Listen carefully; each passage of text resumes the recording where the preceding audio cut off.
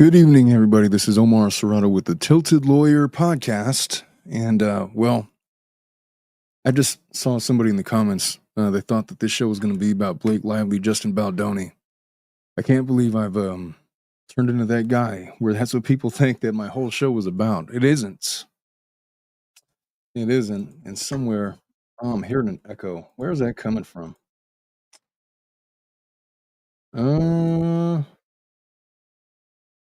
All right. I got to fix the echo. Technical difficulties, but I ain't going to pause. I'm just going to do this. Come on, man. All right, where am I hearing myself? Not there. It's not there. And it's oh, here it is. The Bryan Kohberger case concluded today with the sentencing. And it's been a somber week. The sentencing hearing in particular was gut-wrenching for the entirety of it. There was sorry about that, Tracy. I didn't. You don't have to stay if you don't want to, but the case was compelling in of itself. It involved the unaliving of 4 burgeoning college students who were, it was like 3:30 in the morning, and then this sick pervert goes in there, and he slithers in to the kitchen screen door and slaughters 4 of the 6 college students that were, retiring for the night, looking forward to the next day, looking forward to the rest of their lives. And this guy cuts it short. Bryan Kohberger, a lot has been said about him. There is an entire subsection, and I emphasize the word sub group of people who have been carrying on with this idea that Bryan Kohberger is not the guy. It's all a conspiracy theory. They're trying to pin it on him, and he's just this guy that has autism or whatever, and he's just socially awkward, and he's an easy target, and he wasn't really him, in spite of the fact that his DNA was left behind in multiple places, in spite of all of the evidence from his cell phone. This was the prosecutor's recitation of what he did after he pled guilty to the charges. Now, look, he's been dragging this on for a couple of years now. We get all the way till the eve of trial. And then at the last second, in exchange for not giving him the death penalty, or not pursuing the death penalty, they allowed him to plead guilty to all charges, receiving life without the possibility of parole. And so he did.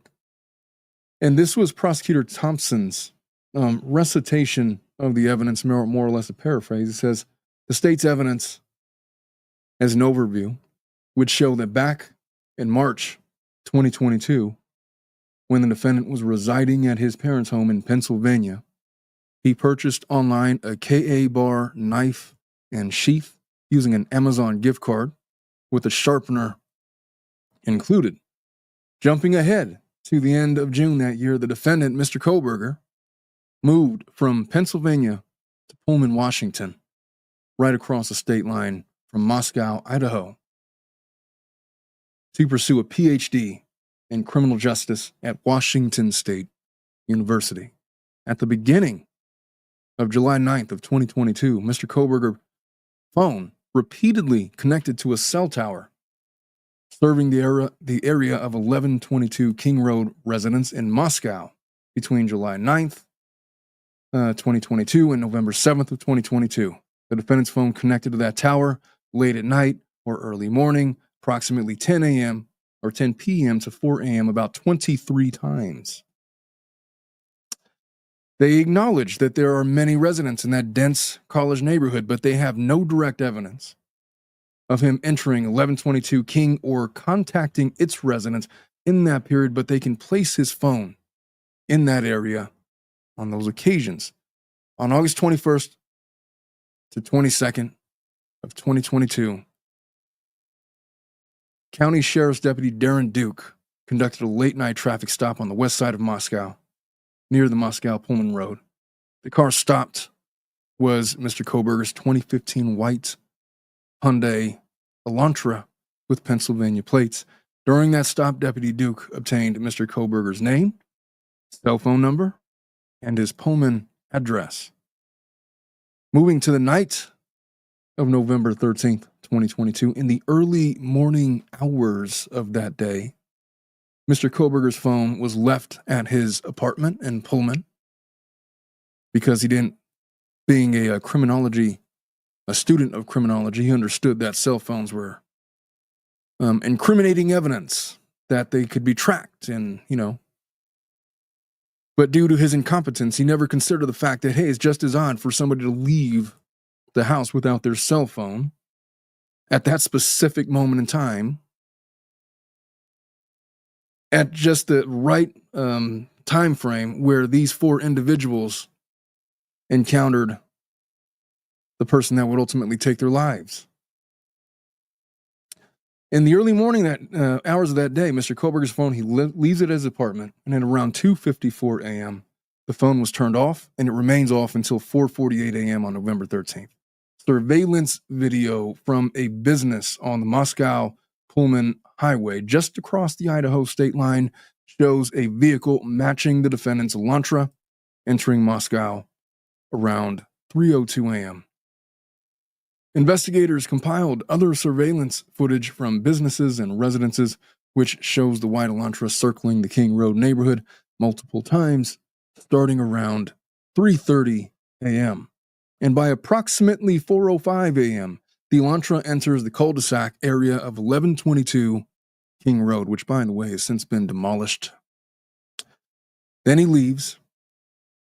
He returns and parks behind the house on a hill above the residence. He proceeds to traverse down the hill, entering the 1122 King Road house through the sliding glass door at the back kitchen area, which faces the hill where the car was parked. He proceeds into the third floor, where, with the knife that he purchased, he attacks and unalives Madison Mogen and Kaylee Goncalves in one of the bedrooms. They were both sleeping in the same room that particular night. As he leaves the room, this fucking idiot leaves the sheath for the knife that he had purchased from Amazon with a gift card that his grandma gave him or something. I don't know who gave him the gift card. He leaves the sheath on the bedside beside Maddie Mogen's body. Forensic testing later confirms that they had found single-source male DNA on the snap of the sheath, as well as blood DNA from both Kaylee and Maddie on it. And it was at that point that Xana Kernodle, still awake on the second floor, had just received her DoorDash food delivery very shortly before the attack. And as the defendant comes downstairs or was attempting to leave, he encounters Xana and he killed her with that same large knife. That's 3. Ethan Chapin, Xana's boyfriend, had been sleeping in Xana's room. The defendant kills Ethan as well with that knife. Each victim suffered multiple stab wounds. There was evidence from the autopsy that they fought back for their lives. They fought. There was 2 other female roommates in the house on the first floor, both of whom survived and had been asleep during the attacks. However, during the attack, one roommate awoke, opened the door, and saw the defendant dressed in black, with a black mask, face covering on, holding some kind of object, probably the knife, in his hand. She sees him exit through the kitchen toward the back sliding door. Why didn't he go after her too? Maybe he was exhausted. He just murdered 4 people. At approximately 4:20 a.m., surveillance camera from the neighborhood house, 1122 adjacent property, captures the Elantra speeding away from the area. tires squealing, nearly losing control as it turns and fled the neighborhood. The evidence shows the defendant then drove his Elantra south, taking back roads out of Moscow. How did they know he drove south? They got him on surveillance in various different places. He was trying to avoid highways and security cameras, just not to, he wasn't very good at it. At around 4:48 a.m., Kohberger's phone powers back on south of Moscow around a side road near Highway 95. The phone's travel data then tracks it moving north back towards Pullman by 5:26 to 5:30 a.m. Multiple security cameras in Pullman show the defendant's car arriving back into town from the south, heading to his apartment complex, where it arrives at 5:30 a.m. His explanation for being gone all of that time, that he was going to present at trial, was, oh yeah, I just went out for a night drive because I enjoy the weather so much. I enjoy gazing at the stars. I was stargazing. He was stargazing. And he just happened to leave his phone. That's what he was going to go with. So later that same morning, it was around 9 a.m., the defendant's phone returns to the King Road vicinity for roughly 10 minutes, the scene of the crime. We don't know exactly what he did there at that time, but the phone then returns to his Pullman residence around 9:20, and shortly after, at approximately 9:30 a.m., data from Mr. Kohberger's phone shows he took a selfie photo of himself in the bathroom of his Pullman apartment, giving a thumbs up sign because he was so proud of what he did. The photo's later recovered. It appears to be like some sort of a trophy picture. He had designs on becoming the next Ted Bundy. He wanted to be famous, and indeed, I guess he is famous, because this is one of the most terrifying true crime stories involving college students that I could really honestly remember. Later on November 13th, around midday, his phone travels about 30 miles south to Lewiston-Clarkston Valley at the confluence of the Snake and Clearwater Rivers. He and his car are seen at surveillance at various businesses in that area. In the days after November 13th, the state's evidence shows that Kohberger begins searching online for a KA bar knife and sheath, presumably to replace the one that he left at the crime scene. They were going to present this at trial. I mean, you're talking about as open and shut case as you can possibly get. And at this point, I remember doing a video about this some months ago. And I was getting people in the comments talking about how irresponsible it was for me to talk about Kohberger, because obviously he wasn't the guy and there isn't enough evidence to point to him. There was fucking DNA. There was DNA at the scene. And all of this other evidence that they were going to present, look, there was a circumstantial case. There's a direct evidence case. What more do you want? There was no reasonable doubt here. I'm the one that's usually pro reasonable doubt, if there's anything. But for this guy, there was nothing. And what was sickening about it is there was people that created YouTube channels specifically for the purpose of solving the Bryan Kohberger conspiracy. What the fuck is up with you people? What's wrong with you? What is wrong with you?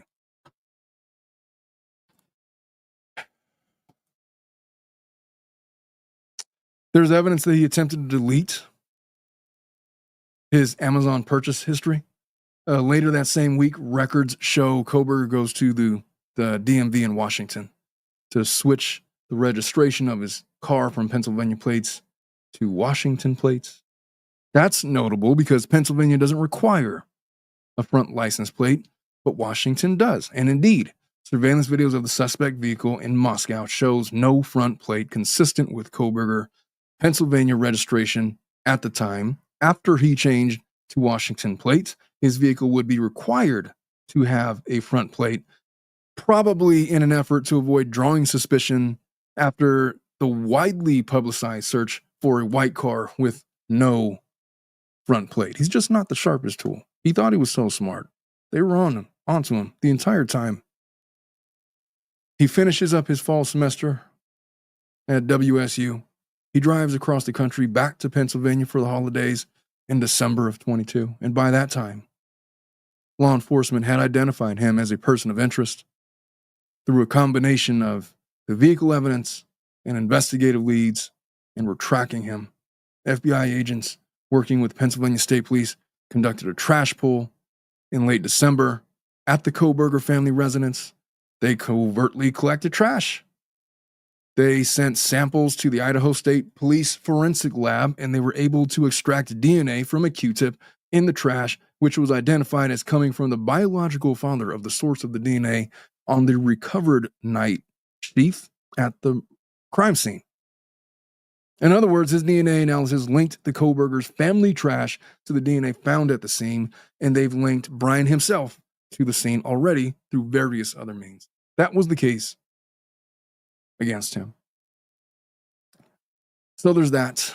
And when they were giving the victim impact statements earlier today, I just had all the quotes of it. Here we go. Responses. That. Oh, how frustrating. There we go. All right, I'm going to have to do this. And scene. All right. The victim impact statements. There was Dylan Mortensen. Listening to her speak was heartbreaking. I'm going to play some of that for you guys. Let me share this with you. Hopefully I still have it pulled up. I do. She begins really like at 14, and just her testimony. You'll just have to listen for yourself. Let's listen to it together. Oops, that's the wrong button. Here we go.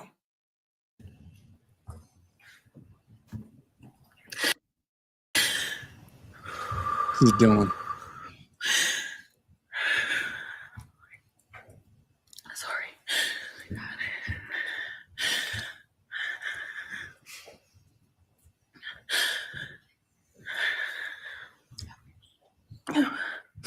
Thank you, Your Honor. What happened that night changed everything. Because of him, 4 beautiful, genuine, compassionate people were taken from this world for no reason.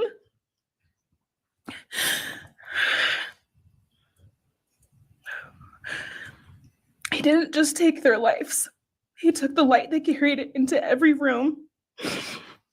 He took away how they made everyone feel safe, loved, and full of joy. He took away the ability for me to tell them that I love them and that I'm so proud of them. He took away who they were becoming and the futures they were going to have. He took away birthdays, graduations, celebrations, and all the memories that we were supposed to make. All of it is gone. And all the people who loved them are just left to carry that weight forever. He didn't just take them from the world. He took them from me, my friends, my people who felt like my home, the people I looked up to and adored more than anyone. He took away my ability to trust the world around me. What he did shattered me in places I didn't know could break. I was barely 19 when he did this. We had just celebrated my birthday at the end of September. I should have been figuring out who I was. I should have been having the college experience and starting to establish my future. Instead, I was forced to learn how to survive the unimaginable. I couldn't be alone. I had to sleep in my mom's bed because I was too terrified to close my eyes. Terrified that if I blinked, someone might be there. I made escape plans everywhere I went. If something happens, how do I get out? What can I use to defend myself? Who can help? And then there are the panic attacks. The kind that slammed into me like a tsunami out of nowhere. I can't breathe. I can't think. I can't stop shaking.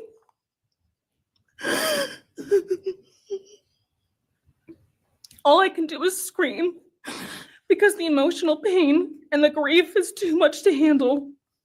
My chest feels like it's caving in. Sometimes I drop to the floor with my heart racing, convinced something is very wrong. It's far beyond anxiety. It's my body reliving everything over and over again. My nervous system never got the message that it is over, and it won't let me forget what he did to them. People call me strong. They say I'm a survivor, but they don't see what my new reality looks like. They don't see the panic attacks, the hypervigilance, the exhaustion, the way I scan every room I enter, the way I flinch at sudden sounds. They don't know how heavy it is to carry so much pain and still be expected to keep going, and that's because of him. He stole parts of me I may never get back. You know, there's a whole there's been so much media circus around this case and these victims. They just came out with that Netflix documentary about the surviving family members and all the things that they've endured. And, you know, you hear these people and they're speaking now at the sentencing hearing. And, you know, I mean, coming to grips with, look, there's differences when people pass away. You know, it's one thing when your 85-year-old grandmother passes away. It's quite another and much more striking when you have a 22-year-old college student. I mean, literally on the cusp of adulthood, on the cusp of like starting their life. And what these individuals, what these family members have endured is really just gut-wrenching. There was another one. Who was it? It was Bethany Funk. She describes that morning about discovering the bodies. This is what she had to say. I was so frantic that morning and scared to death, not knowing what had happened. And when I made the 911 call, I couldn't even get out the words. Now, this lady is taking so much shit online for how she responded to the discovery of the bodies and the 911 calls. And for what? For what? For what? I mean, it's the ugly side of YouTube where you had people. There was one lady that literally enrolled in this school to try to get access to the people that were there, and just built her entire channel is based off of that and trying to disprove that Kohberger was the guilty party. And going in and attacking a lady like this who discovers the slain bodies of her dorm mates. And what? For content? For clicks? What are we doing? By the way, if you're looking for me and talk about Blake Lively and the new developments with that, I'm going to be doing that in about 30 minutes with Lauren Knighty. But I'm doing this first. But listen to what she says and how she describes coming across the bodies here. And from then on, I don't remember a thing. It was like my brain wiped that whole memory. That was the worst day of my life. And I know it always will be.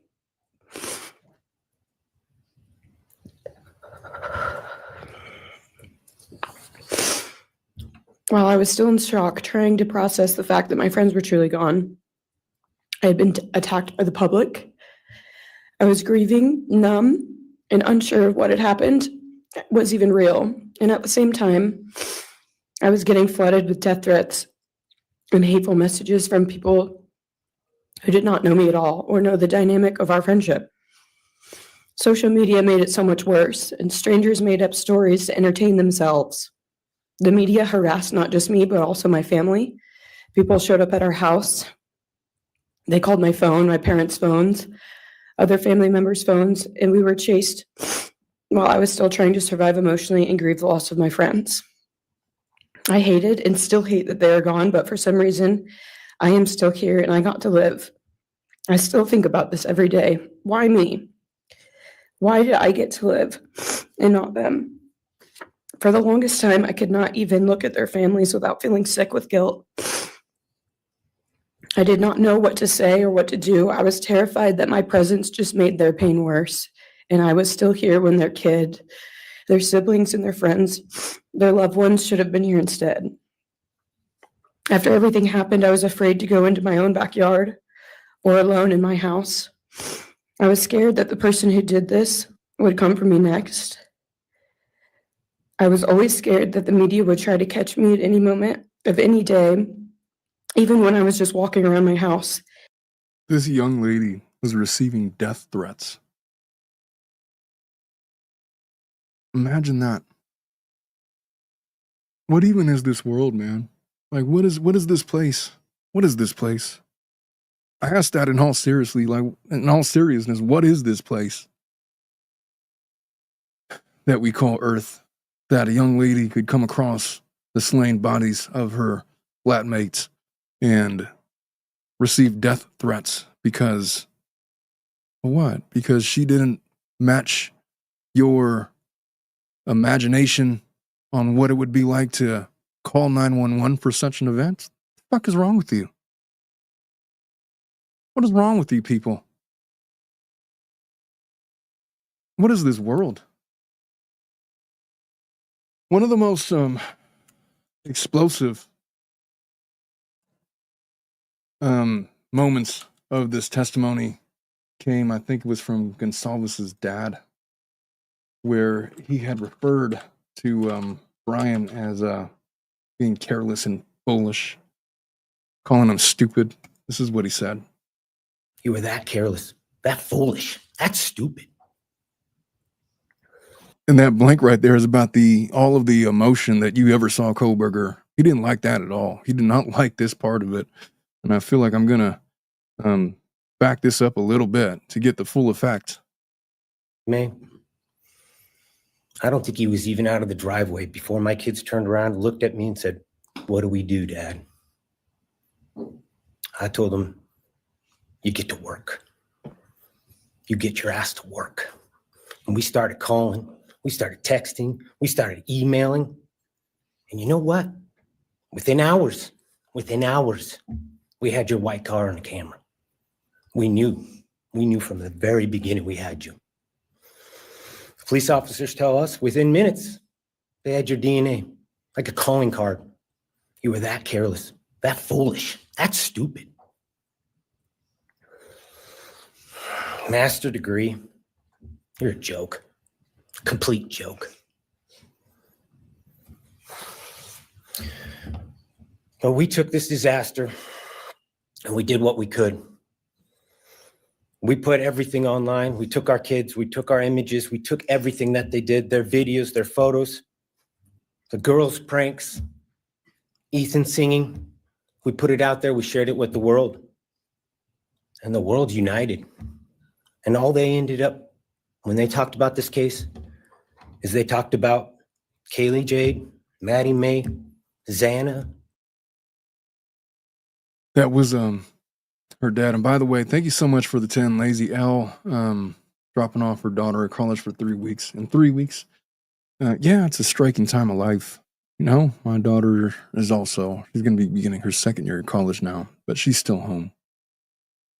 And you never know what's going to happen to your children when you drop them off and they leave the nest. And, you know, some piece of shit like Bryan Kohberger might just like slither his way into the back screen door of the house. And, you know, that could happen to anybody. That's not unique to college at all by any means, but you're not there to protect. And that's a hard reality for parents. I think this next quote comes from Maddie's mom, I'm pretty sure. And she's just talking about, no, I think it's her dad. Ready, set, go. We will grow old without our only child, our bright, beautiful friend and daughter. In the end, there are no words that can accurately capture the devastation of losing Maddie. We will endure and we will go on. For Maddie, we will not let our grief consume us. For Maddie, we will continue to love and care for our family and friends, including the families of Kaylee, Xana, and Ethan. We will remain united with them. We can only hope that others out there suffering similar losses can look to us and see that we can overcome hatred, darkness, and evil. We know the law allows us to comment on the defendant and his sentence. As for his sentence, we support the plea agreement. Society needs to be protected against this evil. As for the defendant, we will not waste the words, nor will we fall into hatred and bitterness. Evil has many faces, and we now know this, but evil does not deserve our time and attention. You know, his public defender, his attorneys there sit next to him. They're public defenders. They did an amazing job trying to put on a defense for this guy, but you just got to know that they feel awful having to sit there next to this guy. And, you know, I talk all the time about, I get asked that question a lot. What if you think your client's guilty? I mean, I don't think that these two have any doubt sitting next to this guy about his doubts. I don't know how long they wrestled with a plea agreement or a plea deal with this guy, but they put on the best defense that they could, which is, you know, I don't fault them at all for that. But there was no evidence supporting his innocence. There was not a shred of reasonable doubt to be found. But it just, I'm having had to sit there next to despicable people before. I feel for them as well. I'm sorry, ladies. Let me get your comment off the screen. I don't mean to leave you up there like that. I have a tendency to do that. Xana Kernodle's family started lashing out at Kohberger. I wanted to give you guys a listen to this. You're going to go to hell. I know people believe in other stuff. You're evil. There's no place for you in heaven. You took our children. You are going to suffer, man. I'm shaking because I want to reach out to you, but I hope you feel my energy, okay? Go to hell. And the applause. You gotta love the applause.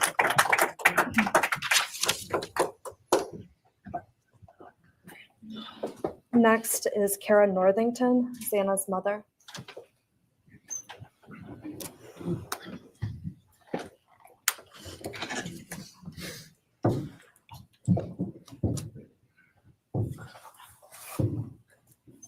I'm going to fast forward to the judge because the judge, look, I don't want to play all of the victim comments, just, you know, some of the highlights. And really the highlight of the entire thing was that one, what we just listened to when the guy told him to go to hell and he gets applause and the judge just lets it go. Because normally just, hey, settle down. There was no settling anybody down. And the judge just kind of let it be. But then the judge goes up there and he gives his remarks. He's holding back tears as he's speaking. I'm going to try to get to that portion of it right now. To King. Yeah, this was it. And he's going to be escorted into the... This is it.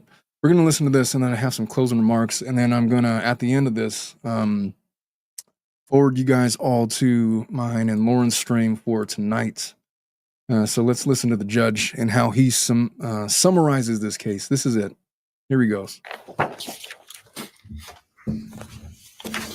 right. Does the defense have evidence to present today?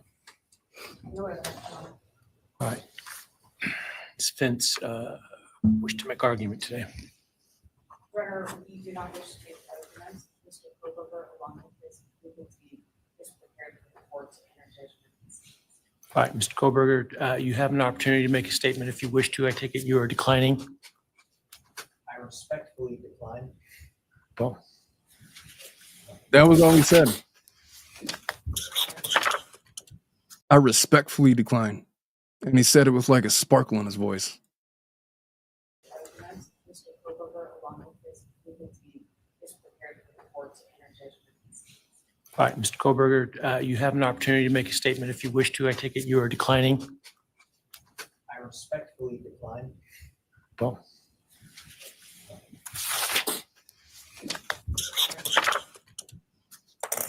I'm not going to read too much into his lack of facial expressions because, for all I know, maybe the kid is neurodivergent, as they say. It doesn't change his general fate, though, does it?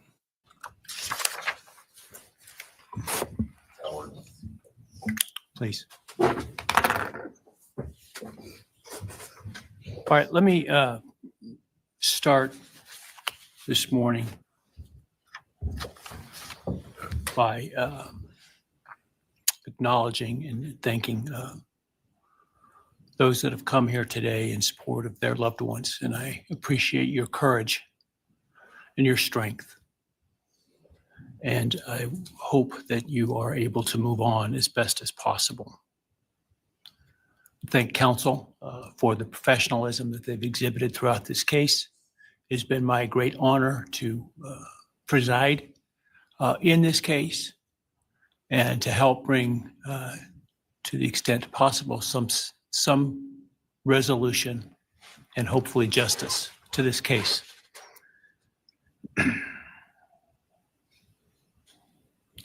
During the quiet morning hours of November 13, 2022, a faceless coward breached the tranquility of 6 beautiful young people and senselessly slaughtered them, 4 of them. Who committed this unspeakable evil was unknown for several weeks, but due to the killer's incompetence and outstanding police work by numerous local, state, and federal law enforcement agencies, the person that slithered through that sliding glass door at 1122 King Road now stands before the world and this court unmasked.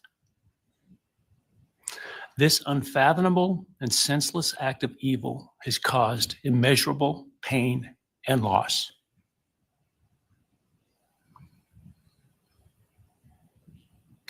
No parent should ever have to bury their child. This is the greatest tragedy that can be inflicted upon a person. Parents who took their children to college in a truck filled with moving boxes had to bring them home in hearses lined with coffins. The loss this killer inflicted was not just the death of these people's children, siblings, grandchildren, as we've heard today. It has ripped a hole in their soul, destroying a special part of their very essence. Any person who is a parent defines themselves foremost as such.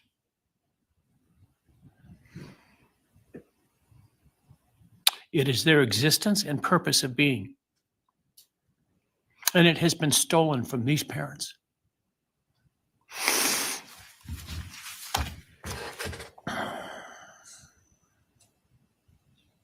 None of us have experienced the loss these victims have in the unspeakable way that they have. And therefore, none of us can, nor should we, question the way in which they have handled their loss. Whether that be in private mourning, removed as far as possible from this media circus, or in front of a camera demanding retribution with the loudest megaphone. I've listened intently to the stories and pain that have been shared today, with great awe at the courage and resilience of the surviving family members of those wonderful children. I've listened also to the surviving roommates, both in person and through their friends.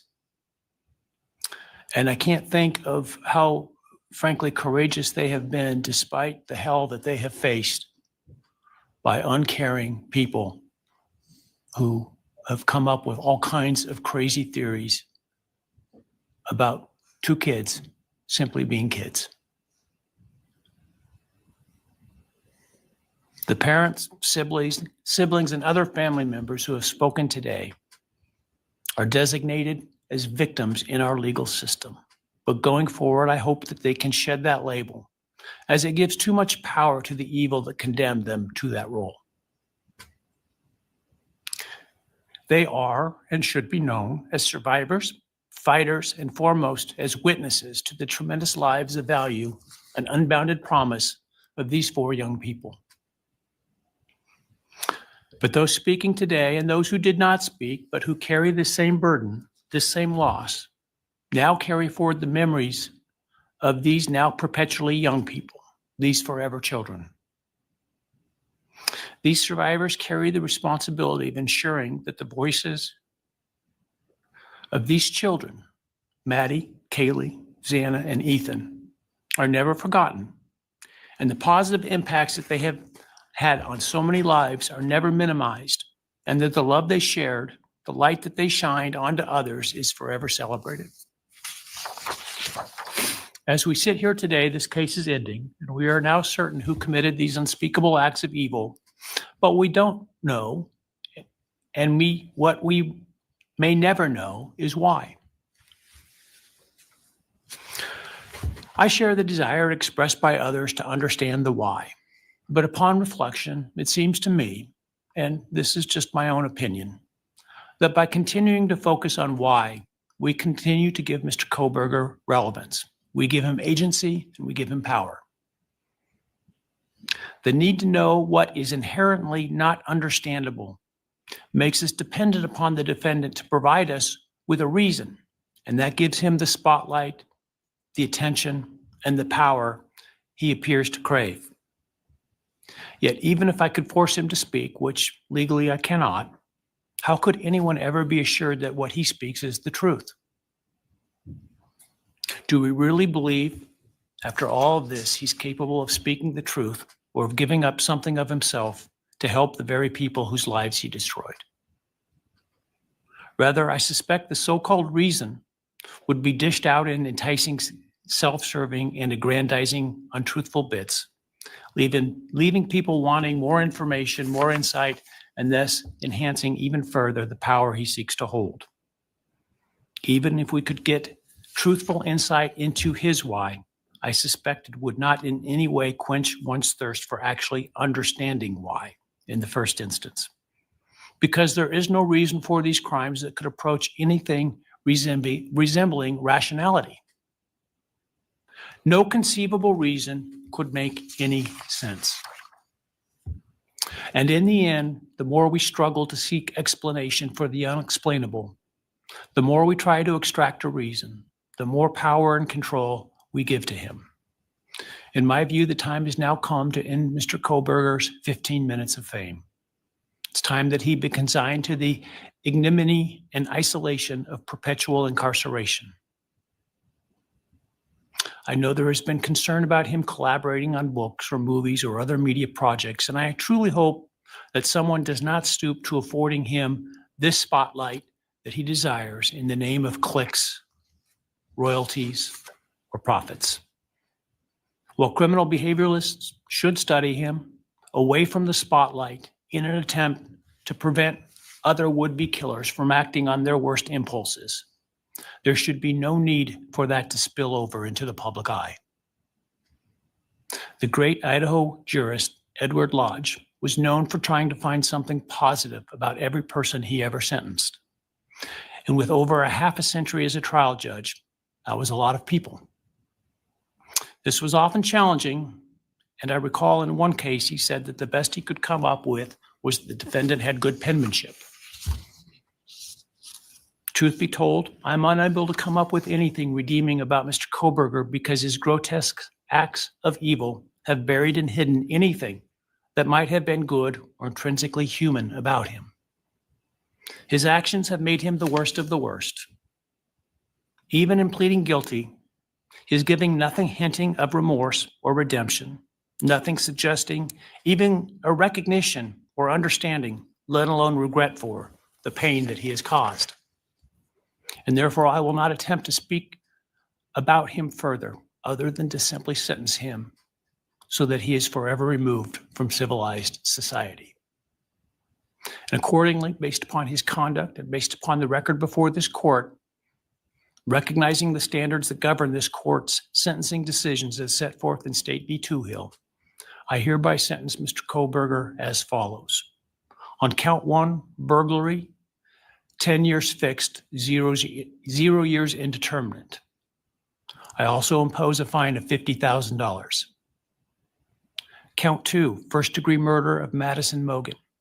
I sentence the defendant to a fixed term of life imprisonment without the possibility of parole, a fine of $50,000, and a civil penalty of $5,000 payable to the family of the victim. On count 3, for first-degree murder of Kaylee Goncalves, I sentence the defendant to a fixed term of life imprisonment without the possibility of parole, a fine of $50,000, and a civil penalty of $5,000 payable to the victim of the family, or to the family of the victim, pardon me. On count 4, for the first-degree murder of Xana Kernodle, I sentence the defendant to a fixed term of life imprisonment without the possibility of parole, a fine of $50,000, and a civil penalty of $5,000 payable to the family of the victim. On count 5, for the first-degree murder of Ethan Chapin, I sentence the defendant to a fixed term of life imprisonment without the possibility of parole, a fine of $50,000, and a civil penalty of $5,000 payable to the family of the victim. The sentences on counts 1, 2, 3, 4, and 5 shall run consecutively to one another. Restitution will be left open for 60 days. Defendant will be required to submit a DNA sample and a right thumbprint impression to the Department of Corrections and comply with the DNA Database Act. I remand the defendant to the custody of the Idaho State Board of Corrections for to be imprisoned in an appropriate facility and execution of the sentence where he will remain until he dies. Though you have waived your right to appeal, you do have a right to file a notice of appeal, and any such appeal must be filed within 42 days of the date of the written judgment, which will be entered shortly hereafter. Though the appeal, you should be aware, may be deemed a violation of the plea agreement, and so I certainly suggest you discuss that with counsel if that is your desire. I ask the media and public present to allow the families to be escorted out first before they leave. Again, thank you to everyone for your stories today. I am strengthened by them, and I am encouraged by your humanity and strength. And God bless you. We're adjourned. All right, so that was a sentence. So the significance of him imposing those monetary fines. There's also, I guess, restitution open for another 60 days. Yeah, he got life in prison. He got multiple life sentences to be served consecutive. He's going to be in jail for until he will take his last breath in prison. That is however many years he has. If he's not attacked, if he's not, prison justice and all. But if he ever does collaborate with an author or some kind of a book or some kind of a publisher to write his accounts or profit off this case whatsoever, the families will get paid first. And there is, I guess, 60 days to do a restitution.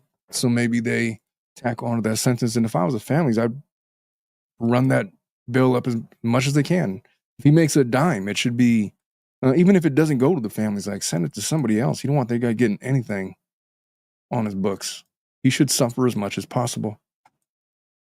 So that is, I guess, the final exclamation mark on the Bryan Kohberger, for the Idaho 4. This is it.